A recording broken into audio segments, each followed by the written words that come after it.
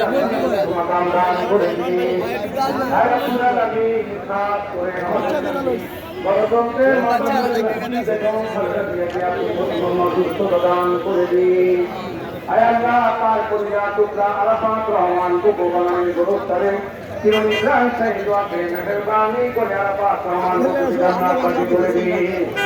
রাব্বুল আলামিন তোমার কাছে ফরিয়াদ জানাই, আয় আল্লাহ বাংলাদেশের আগামী দিনে আল্লাহ জাতির আল্লাহ আগামী দিনে জাতিকে তিনি পরিচালনা করিতে সে একটি সঠিক পথের দিকে নিয়ে যাবেন। বিএনপির ভারপ্রাপ্ত চেয়ারম্যান যারা তারেক রহমানকে পরিপূর্ণ সুস্থ হয়ে এই দেশে এসে বাবার মতো মায়ের মতো যেন খেদমত করতে পারে সেই তৌফিক দান করে দিন।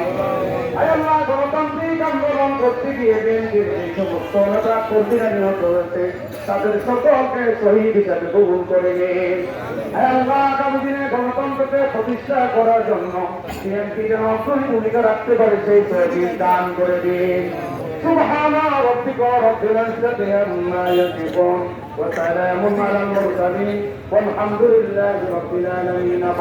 লা ইলাহা ইল্লাল্লাহু মুহাম্মাদুর রাসূলুল্লাহ।